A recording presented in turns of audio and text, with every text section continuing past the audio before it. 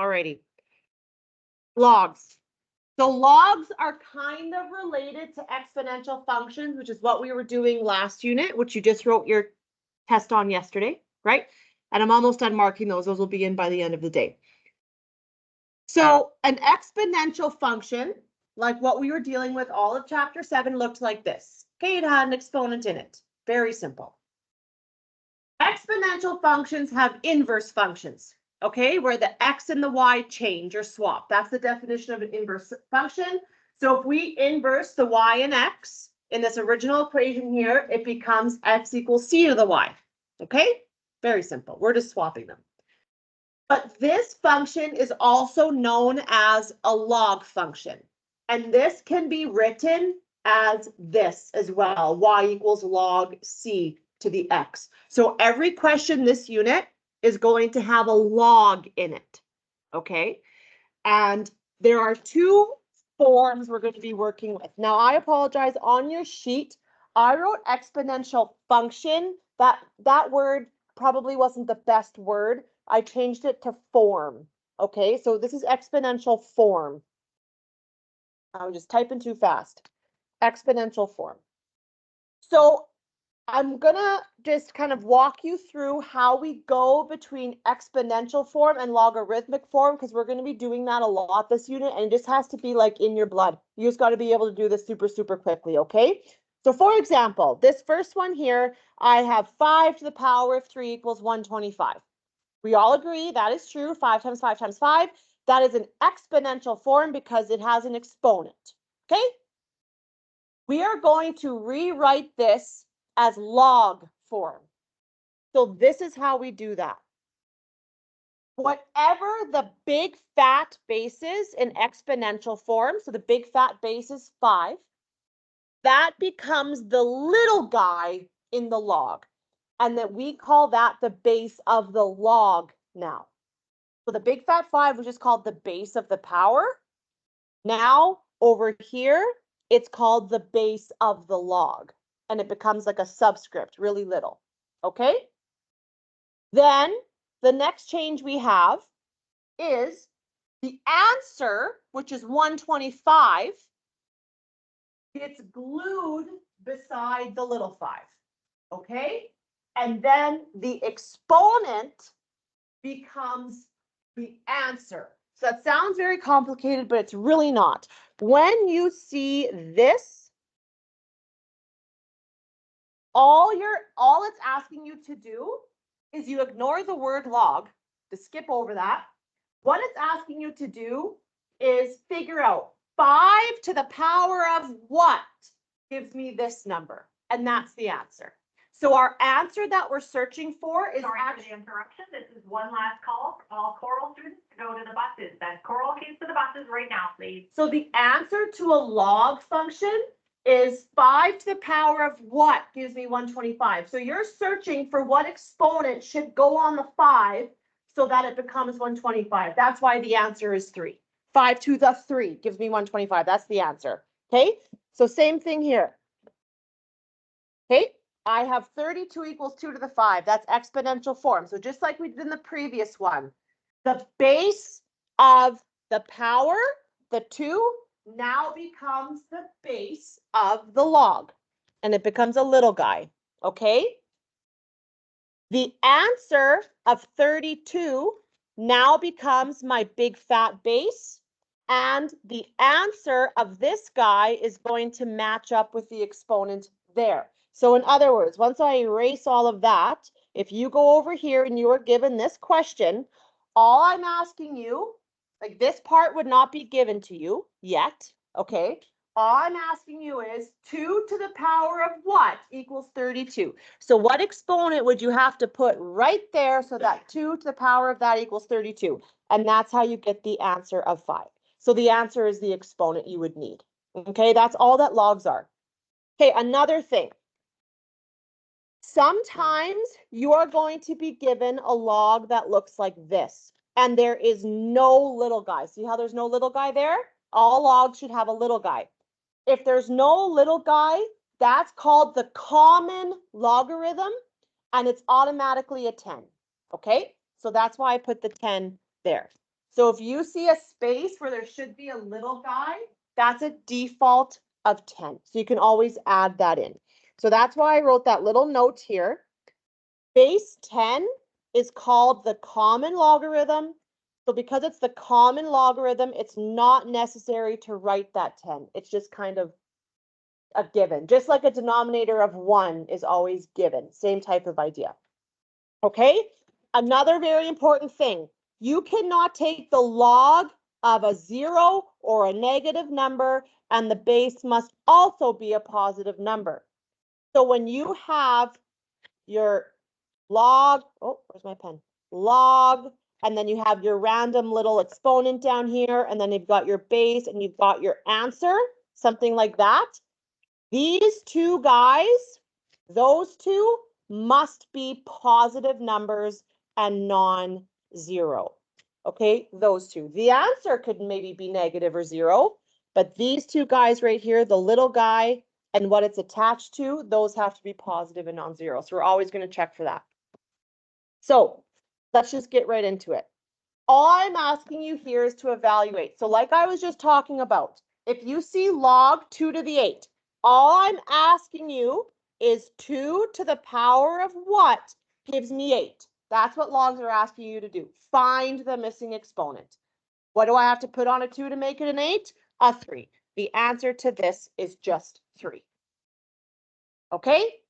Next one. And you don't have to write this part out. I was just kind of showing you what it's actually asking. You can just go boom, straight to the 3. Okay? Log of 100. Now you'll notice we are missing the little guy. We just talked about that. If you're missing the little guy, it's actually a common logarithm. There's a 10 there. So in this case, I'm asking 10 to the power of what gives me 100. That's what you always say to yourself. Well, we know 10 to the power of 2 gives me 100. Done. So logs kind of look scary off the hop, but they're really, really not. They're asking you the same thing every time. Okay, here I'm trying to make it a little bit more complicated. Log of 27 equals 81. So I'm asking you 27 to the power of what gives me 81? What's the problem? 27 can't give you 81, right? If we square it, we're way, way, way, way, way up. So we're going to kind of go back to what we were doing in lesson 3 of chapter 7, where we have the exponents. Okay? So what you're going to do, what you can do is you can create an equation, just like we saw in lesson 3 of chapter 7, and which was on your test yesterday. So plug in that question mark with an X. We're looking for X. But like lesson 3 of chapter 7, you cannot evaluate that or find X until your bases are the same. So Kaden, I saw you putting 3 fingers up because you know we're going to change both of those to be base 3. So I'm going to change 27 to be 3 to the power of 3, but he is now multiplied to that X that was already there. And then 81, rewrite that as a power of 3. Okay. So then now that your bases are the same, you can drop them. 3x equals 4, divide each side by 3, and x equals 4/3. Okay? And if you want to verify, you can, by all means, but you don't have to in this unit. But the way you would verify, you just figured out that x is 4/3. So you would just plug that in. And then you would figure that out however you want to. You could maybe do like that. Okay, does that equal 81? Well, cube root of 27 is 3 to the 4. Yes, 3 to the 4 equals 81. So just plug your x back in and make sure it works. Okay, but that's optional this unit. All right, so that's how we evaluate logs. Not so bad. We're going to get a little bit more complicated here because you'll notice in every single one of these questions, x is in a different spot. Okay, sometimes I want you to find x, which is the little guy or the base of the log. Sometimes I want you to find the big fat X. Okay, you got to know how to deal with those. We also have to make sure that all of our answers are positive, because I said above that these guys, right, these guys in these positions can't be negative or 0. So we're going to also make sure that our answers fit the script there. Okay, so the first one, log x 64 equals 2. So this time here, our x is in a different spot. Okay, so things change a little bit. So I'm essentially asking you, x squared equals 64, because I gave you the answer. And remember I said the answer is what the exponent should be, okay? So whatever the answer was, which was this guy, this is my answer, he's always the exponent on the base of the log. So I put that 2 on whatever the base of the log is, and that has to give me 64. So we're just kind of working in a different direction now. I gave you the answer, so I gave you the exponent, and we know it equals 64. Now, I know you know that the answer is 8, because we're smart people. 8 squared is 64. You do just have to show work here, and there's 2 options to show your work.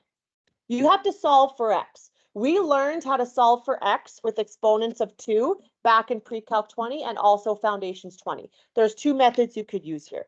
Square root method is the first guy. Take the square root of each side. You have x equaling plus or minus 8. Yes? Okay. The other option is you could have brought that 64 over, made that 0. You could have factored x minus 8, x plus 8, because it's a difference of squares, and you would have gotten also that your answers are positive 8 and negative 8. I don't care. What's my answer going to be?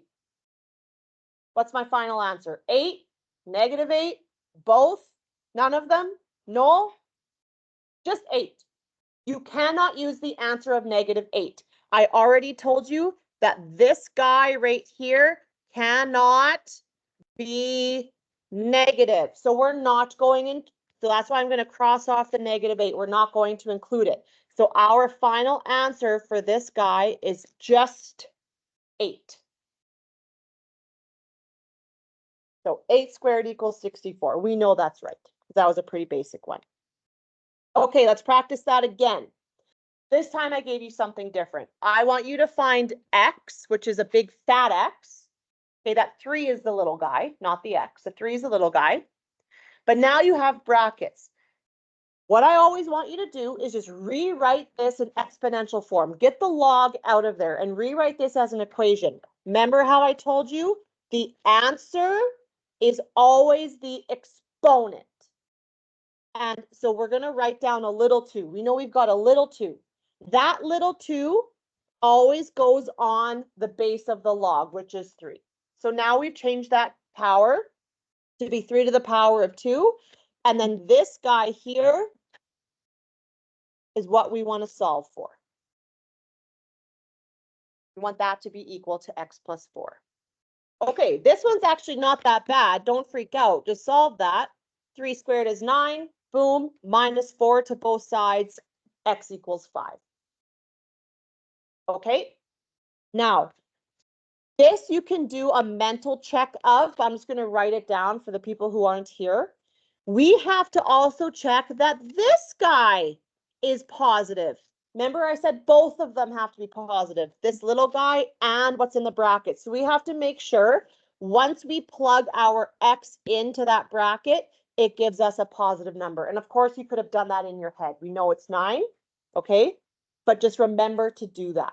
Sometimes once you plug your x in, maybe it'll give you a negative and you can't have that. All right, 2 more left. Moving on. Okay, this thing here. Now the x is that big fat guy there. There's no brackets or anything. Remember, the answer that it gives you, answer becomes the exponent. So I'm going to have a little tiny 2 over 3. And that little tiny 2 over 3 always goes on top of what the base of your log is. And then on the other side is what you want it to equal to.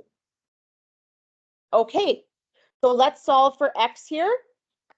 What I would do here is I would convert that exponent, that fractional exponent, to a radical. So I know my denominator is 3, so that's my new index. right? But then I have to remember that I also have a numerator of 2 in that fraction, so that goes on the outside. So I'm just rewriting that. I'm going to do that because I know I can take the cube root of 125. That's easy. That's just 5. So there you go. My x is 25. Okay, just do your quick little check. Are all of my values positive? Yes. They're 125 and 25. I have no positives, no negatives, no zeros. I'm happy. Okay, last one. Okay, so I hope you've gotten the hang of it now. This guy, the answer is going to become the exponent. And it always is the exponent on whatever the base of the log is, which is x, and that's going to be equal to the big fat number. We want it to equal 27. Okay, so you have to solve this. This might be a little bit of a trickier one for you. There's multiple ways to solve this guy. We want to get x all by itself. Any takers on how you could get x all alone here? How do we get rid of the 3/2? Any ideas? Ethan?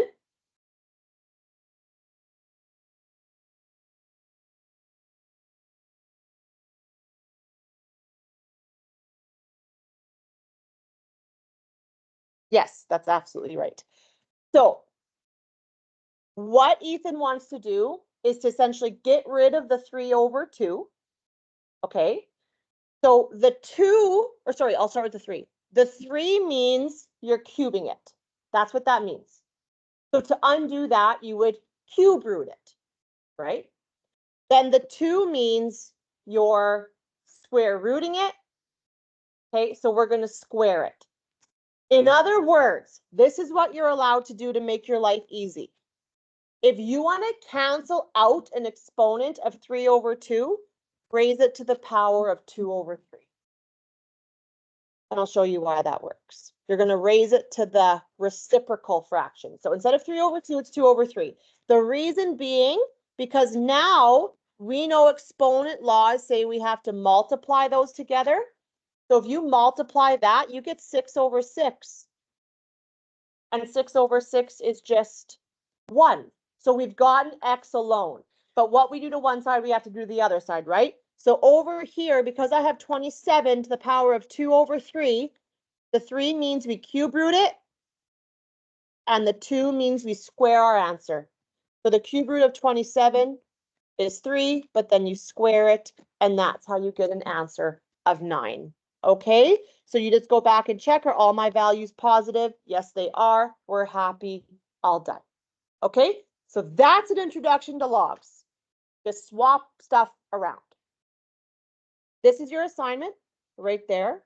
This won't be due until Wednesday of next week. So you literally have a whole week to do it. But you could also just get to work right now because you have 40 minutes and hammer it out and get it off your plate for the long weekend. That would be what I would do. And let's stop recording.